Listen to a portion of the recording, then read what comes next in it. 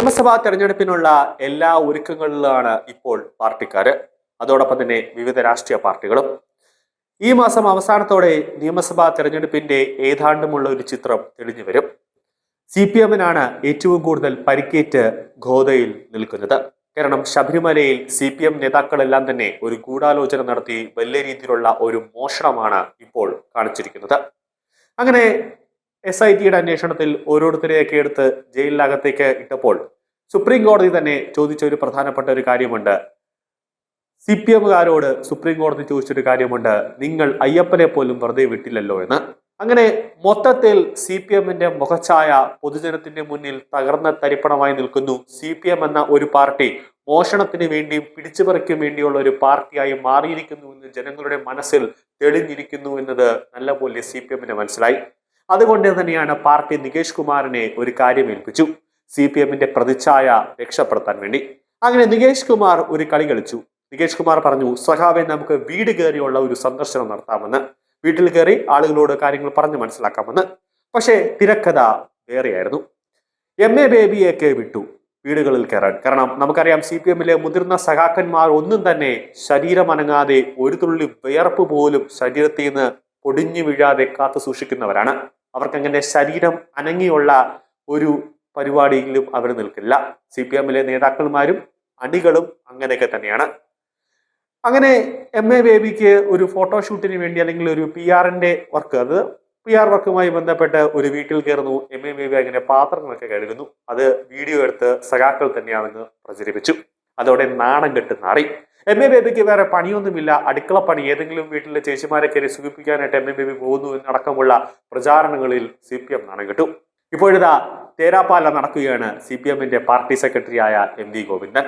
അവിടെയും CPM-ന്റെ PR പണി പാളി. CPM-ന്റെ സംസ്ഥാന സെക്രട്ടറി MV ഗോവിന്ദൻ നയിക്കുന്ന LDF ജാഥയിൽ പെൻഷൻ പണം നൽകിയത് പാർട്ടിക്കാർ പറഞ്ഞിട്ട് എന്നാണ് ബാലുശ്ശേരി സ്വദേശി മൊയ്തീൻ പറഞ്ഞത്. അതായത് പണം പിന്നീട് തിരിച്ചു നൽകുമെന്ന് പാർട്ടിക്കാർ പറഞ്ഞു. എന്താണ് അവിടെ നടന്ന സംഭവം എന്താണെന്ന് വെച്ച് കഴിഞ്ഞാൽ, കോഴിക്കോട് LDF-ന്റെ ഒരു ജാഥ നടക്കുകയാണ്. അതിൽ ക്യാപ്റ്റൻ എന്ന് പറഞ്ഞു നിൽക്കുന്ന MV ഗോവിന്ദനാണ് ആ ജാഥയൊക്കെ നയിക്കുന്നത്.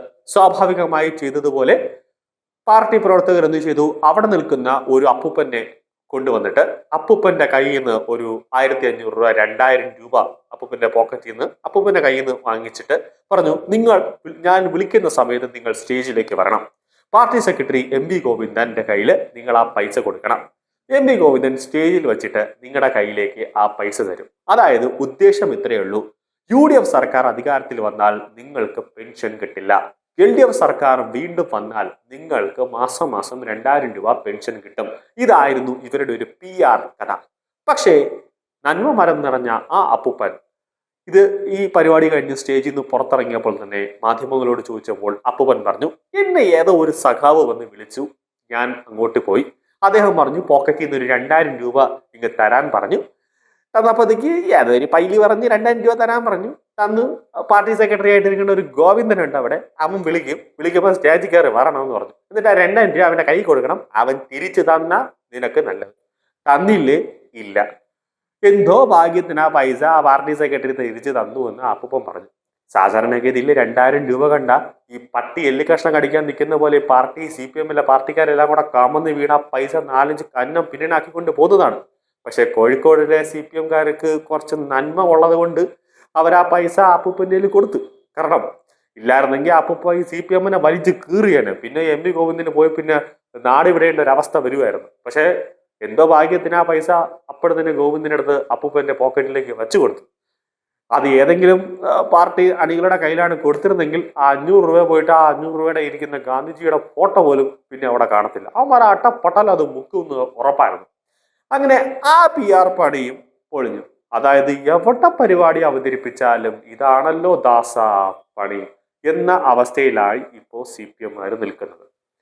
അതായത് CPM-ലെ നേതാക്കൾക്ക് തന്നെ മനസ്സിലായി, MV ഗോവിന്ദനെ കൊണ്ട് ഒരു ചുക്കിനും കൊള്ളില്ല, പിണറായി വിജയനെ കൊണ്ട് ഒരു ചുക്കിനും കൊള്ളില്ല.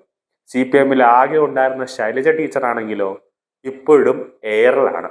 ബഹിരാകാശത്ത് നിന്നും ചന്ദ്രനിലേക്കും അവിടെ നിന്ന് ചൊവ്വയിലേക്കും അവിടെ നിന്ന് വെള്ളി ശനി അങ്ങനെ കറങ്ങി ഇനി നിയമസഭാ തെരഞ്ഞെടുപ്പ് കഴിയുമ്പോഴെങ്കിലും ഇനി തിരുവനന്തപുരത്ത് ലാൻഡ് ചെയ്താൽ ചെയ്തു എന്ന അവസ്ഥയിലാണ് ഇപ്പോൾ.